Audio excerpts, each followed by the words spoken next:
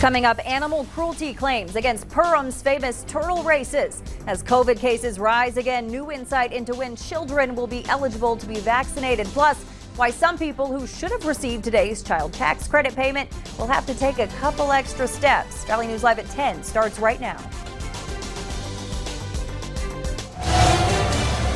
This is Valley News Live at 10. Good evening, everyone. From heat to smoke to flooding. You're looking at video a viewer sent us from Larimore up in the Northern Valley tonight. We're going to go straight to Hutch with a first look at your forecast. Hutch? Stacy, thanks so much. You know, it's just kind of uncanny that we got a rain that hit so much in just such a little area. And that storm was so slow moving. Now, we had some other areas that did get some rain, but there's only about 3 distinct areas of thunderstorm activity tonight. Central Grand Forks County, north of Larimore, estimates of 11 inches of rain with measurements in a couple locations of 6. So this was about 6 miles northeast of you in Larimore. Flash flood warning continues for that area. Now, the smoke, another problem. Air quality unhealthy in many areas. And while we may see some improvement for some areas, it looks like the smoke is going to return. Here's what I mean. Hour by hour details of the smoke forecast. Where you see the green, typical smoke that we've had the past couple of days lingers across Minnesota, but a fresh breath of air tries to punch into the Devil's Lake Basin. That means our western counties get a little break on Friday, but the smoke pall continues for Friday out in parts of Minnesota. Now, as we go into Saturday, look at this. Thick smoke returns to our Minnesota counties, possibly the Red River Valley, as well as the heat turns up the volume just a little bit this weekend. I'll have details in your hour by hour forecast, Stacy, in a minute. All right. Thanks so much, Hutch. In an effort to deal with the drought, the city of Grand Forks is now asking all residents to limit their outdoor water use. Starting tomorrow, residents are asked to limit the watering of their lawns to between 4 a.m. and 11 a.m. 2 days a week.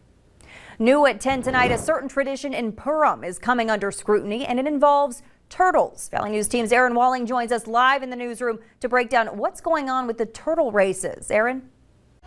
Well, Stacy, after a YouTube video was posted in late June about the turtle races in Perham, it quickly grew into a hotbed of discussion on whether these races were safe or dangerous for these creatures, with many commenters saying that it's hard to watch the turtles in the video. The more than 6,000 comments range from how horrible to it's practically torture. One comment read, "This made me so upset I audibly gasped every time someone just dropped a turtle on the ground or bucket. Even adults were mishandling them." Another said, "It's so heartbreaking seeing the turtles being dropped like that." Stacy, I spoke with a city council member from Perham who said no comment.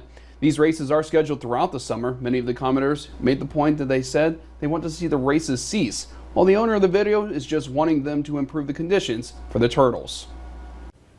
All right, thanks so much, Aaron. Marvin, a window and door manufacturing company, is taking a unique approach to finding new hires. They're using their spot at the downtown Fargo Street Fair to offer on-the-spot interviews. On top of that, the company is paying people $20 in cash just to fill out an application. We could hire 50 people today and have spots for them in the next week or two, so 50 plus, I'd say. And that strategy seems to be working. Employees tell us during the first few hours today they already had made a few job offers. The parents of 2 teenage brothers killed in a 2015 crash are speaking out today, just 1 week after filing a federal civil rights lawsuit against Park Christian School and a Minnesota State Patrol trooper, accusing them of botching the investigation and covering up facts. The crash happened in June 2015 on I-94 near Dalton, Minnesota, killing both 18-year-old Zachary and his brother 14-year-old Connor Kavalvog. It's got to stop. No family should ever go through what we have been through. I can only say that what I've witnessed in this case, the facts have appalled me in the way that this was handled. They're pure evil. This is ridiculous. The couple says the biggest problem in the crash investigation comes from the investigator himself, Sergeant Rod Ishens. They claim he has close personal connections to Park Christian School leaders, which the lawsuit claims he never disclosed to his superiors. So far, a response from either State Patrol or Park Christian Schools has not been filed in court. COVID cases on the rise in every state except for Iowa. According to the CDC, average daily cases are up more than 83% nationwide. These numbers come alongside the announcement from the FDA that the vaccine may not be available for children ages 6 to 11 until the middle of winter. Both Moderna and Pfizer launched trials of their vaccines for kids in March. Results are expected in the fall, but it'll take FDA officials time to review the applications. Data on kids 5 and younger is likely to take even longer, with infectious disease experts saying there's still lots of work to be done. In LA County, these numbers are so alarming that the city is going back to a mask order, regardless of your vaccination status. Starting Saturday night, masks will again be required indoors. The county health services director tells CNN every single patient they've admitted for COVID lately is not fully vaccinated. Meanwhile, the head of the World Health Organization saying today it was premature to rule out a potential link between the pandemic and a laboratory leak. In a rare move, he says he's asking China to be more transparent as scientists search for the origins of the coronavirus, adding, "I've worked in a lab and lab accidents happen. It's common." If you're looking for places to get a COVID vaccine, use our VNL vaccine tracker. That's right on the homepage of our website, or you can open your phone camera and point it at the QR code on your screen, then tap the link that pops up. More money in the bank for millions of families. The first payments from the expanded child tax credit arrived today, and the IRS and other financially minded groups are doing what they can to get the word out to all who are eligible. Karen Kafa looks at what households need to know. For millions of American families, this has the potential to reduce child poverty in the same way that the Social Security reduced poverty for the elderly. Monthly payments of up to $300 per child under age 6 and up to $250 per child under age 17 are on the way. The result of a possibly temporary expansion of the child tax credit, part of the massive COVID relief package signed by President Joe Biden in March.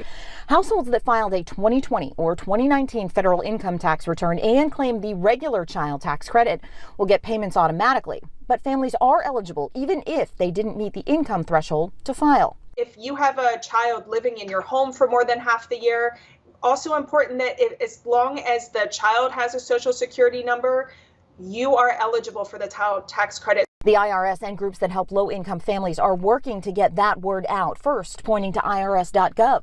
Those families that traditionally have not filed a tax form can just go online, enter their information. It's just basic information: who you are, where you live, how old are your children, and where can the money be sent to. If internet access is a hurdle, families can seek a group offering free summer tax help, like Cash Campaign of Maryland in and around Baltimore. The other thing is, working with neighbors, friends, trusted advisors that might be able to help you to navigate. Joseph Lightman Santa Cruz of Capital Area Asset Builders, which offers financial programs and education for low and moderate income Black and brown families in the Washington, D.C. area, also advises preparing for future payments. Open an account with either a credit union or a bank. Let's not waste your money because you might be unbanked or underbanked. Let's make sure that the money gets directly deposited into your account. Child tax credit payments are scheduled around the 15th of each month through the end of 2021. Millions of children and their families, starting today, their lives are about to change for the better.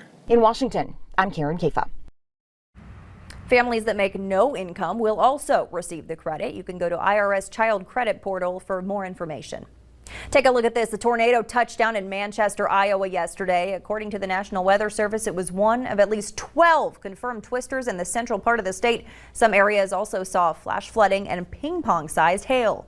This was the scene in Flagstaff, Arizona. A woman took this video outside her home. Gushing waters filled the street, and as you can see, they took this car with it. The woman says the rain lasted about 30 minutes, then it was gone.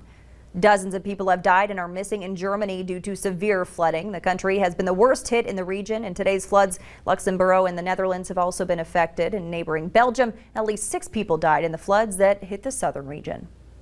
Still ahead tonight, college students and faculty are being targeted by scammers. We'll tell you what to watch out for.